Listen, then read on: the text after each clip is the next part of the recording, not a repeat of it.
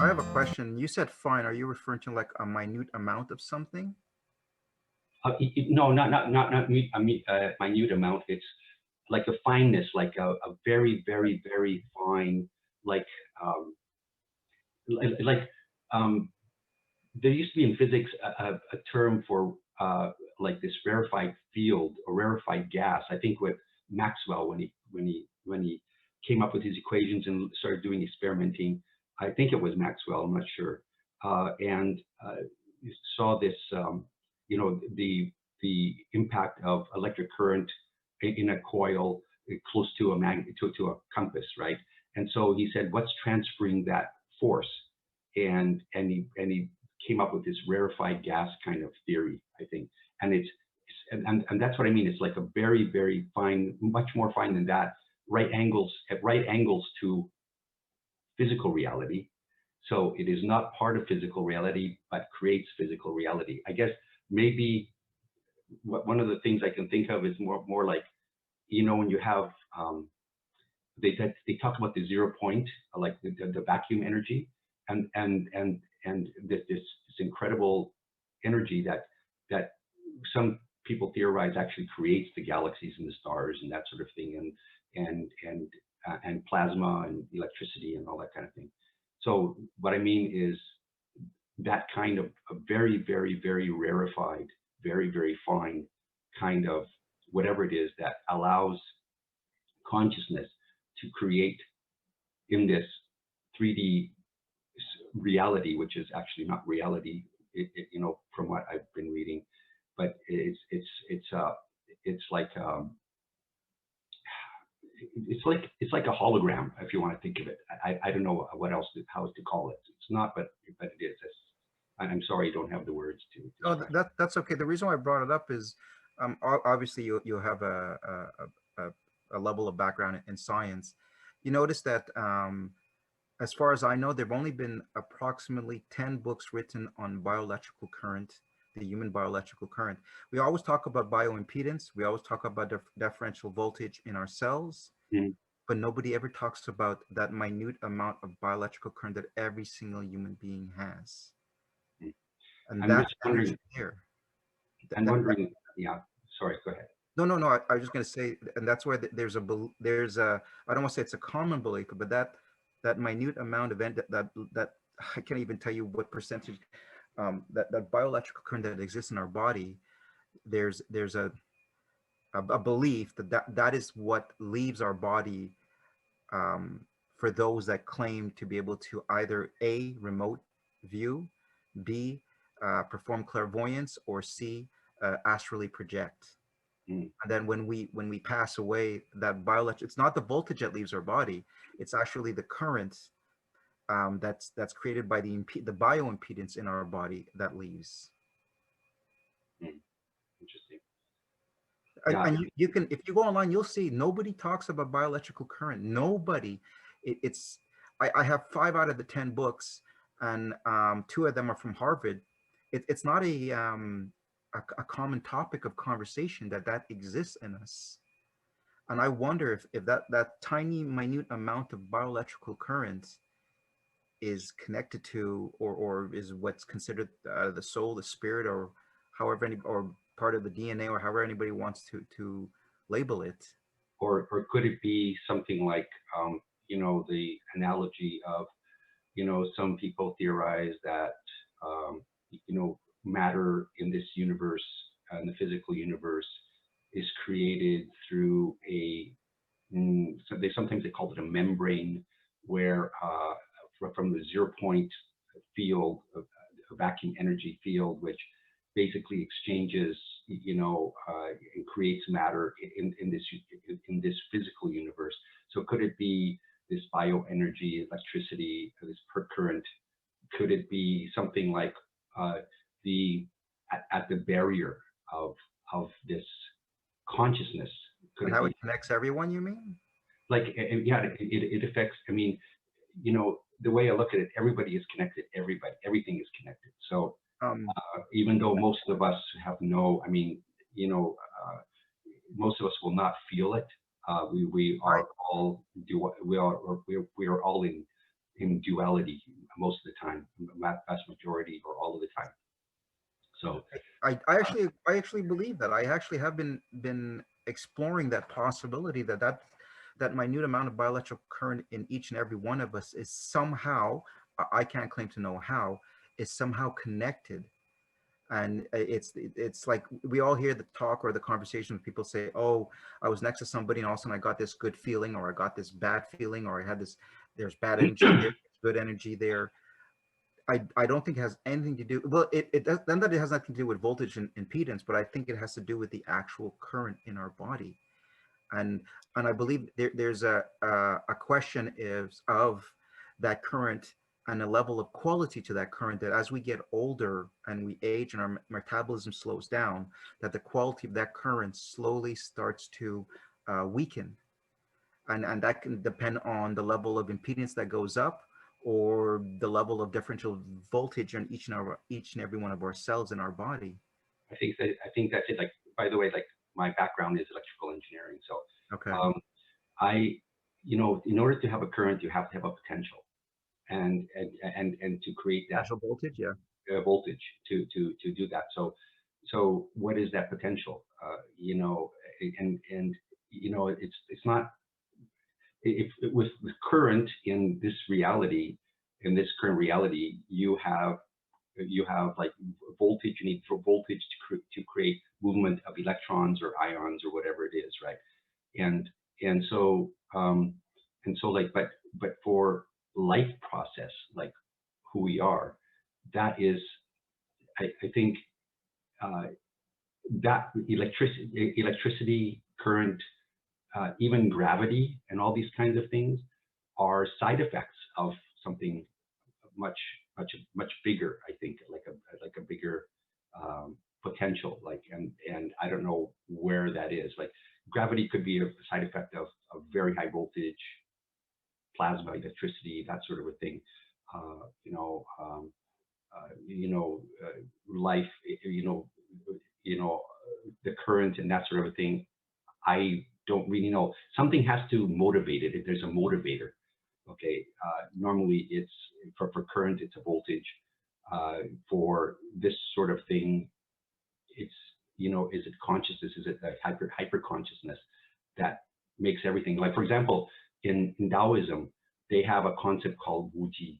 Wuji is like literally translated as the great tent pole, but what it really means is that the universe exists, and for me, my explanation, my analogy is wuji is the potential of everything. It is a potential, okay, great potential, and nothing happens, nothing gets done until there is a conscious thought or action. As soon as somebody has a thought or action, then that wuji, that potential energy creates kinetic energy in the form of yin yang. So anytime one has a thought, anytime somebody has an action, it creates both good and bad. They are intertwined. You cannot separate the two. So that is, so consciousness creates, the DNA is like a double helix, kind of a thing. So it's already almost like, is that kind of a hint that it's like duality, a bipolar kind of a thing? I don't know, just speculation.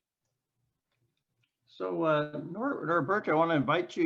You're an experiencer. If you'd like to give a talk to our group sometime in the future, we could do that, Sure, yeah, that'd be fun. Where are you? Are you in Vancouver? Actually, Richmond, yeah.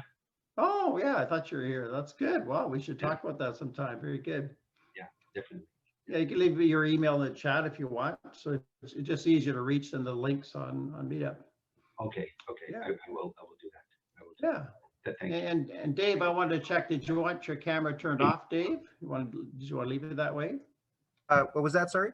Did you want your camera turned off?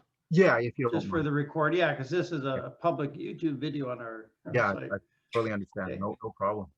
Yeah. So Marie, France, do you have something to say, or Petra? Oh, just a short answer to Dave about the fact that energy is going down when we get older. The part of it is that the body. Yes.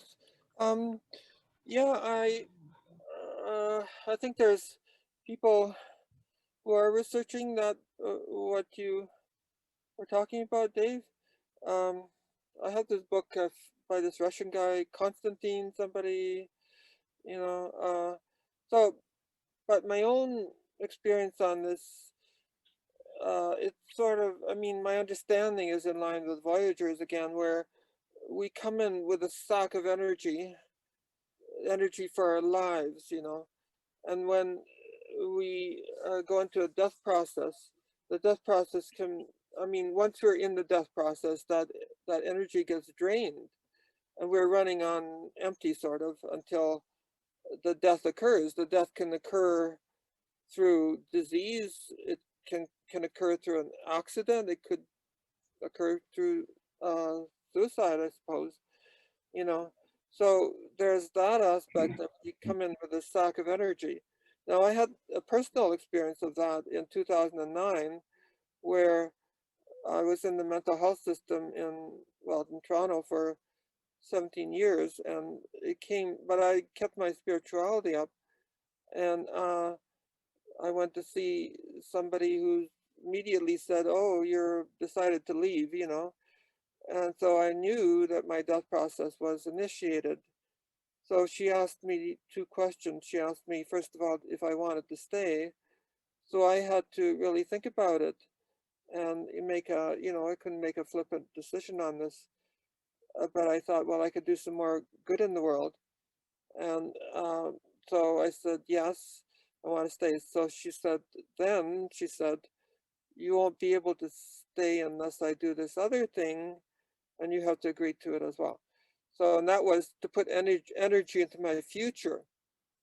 So she actually did that sitting across the room, and she said she was connecting with the Arcturians. Like I don't know. I don't know if they're the beings, the higher beings that she normally connects with, or I thought maybe because I'm connected to the Arcturians, that was why she was connecting with the Arcturians. But she did that, and she put energy into my future, and my life changed like on a dime, because I got out of the mental health system. It was difficult getting off all those pharmaceuticals. Nobody supported me. They don't support you to get out of that, you know. And so, yeah, it's still been difficult. You know, I've had to deal with the patterns that were behind my depression and stuff, you know. But so I know this thing is real, you know, that we have this sack of energy that it drives our life. I don't think it's the amount of energy in that sack sort of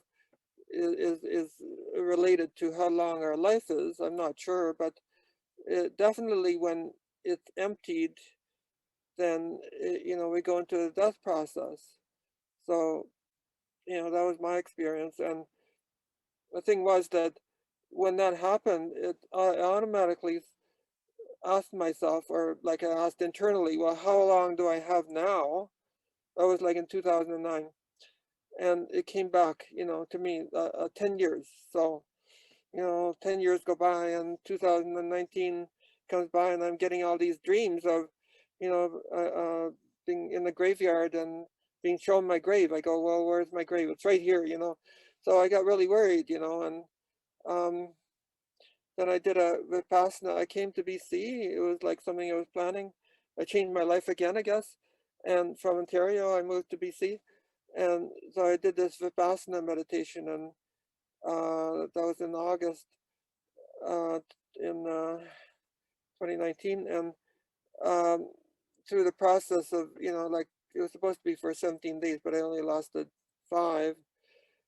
But again, my energy got totally drained, and I left, the practice, and then I took a picture of myself. It was just drained, like just flat, my energy. So I thought some of what was going on was that this group, the spiritual groups do that. You devote some of your life energy to their cause, and you're like a battery for them, and they know it, and sometimes they admit it, and so this was what happened, and my energy got drained again. I had to I called my friend in Ontario. We have a spiritual connection, and she sort of talked me back. So I don't know where I am with that now. I mean, I don't have any idea of what's happening with the lack of energy, but so I've had this, awareness of how this works, the stack of energy thing, and I know how important it is. So I'm just sharing that. I appreciate that, Petra. Yeah. You have Anybody your else? energy Yeah, body, Chris? it's very different. Just something mundane. You were talking about Trevor Walton being naked in the phone booth. Yeah, Travis Walton, they dropped him off naked, yeah. Right. And you kind of, or I got a sense that you were wondering how in the hell did he make the phone call? Yeah, I thought in 1975, could you make a collect call to your brother without paying a quarter? Exactly. That's what I was going to mention. Yeah, it's true, right? Yeah, yeah. Because I'm about the same age. I can remember 1975. That's what I thought. Rolf was quite the experiencer too. In the early 1940s, he had Grays in Switzerland, one of the oldest known people we've known having that experience. So Rolf, we still have an open invitation for you for the last year and a half if you ever want to give a talk.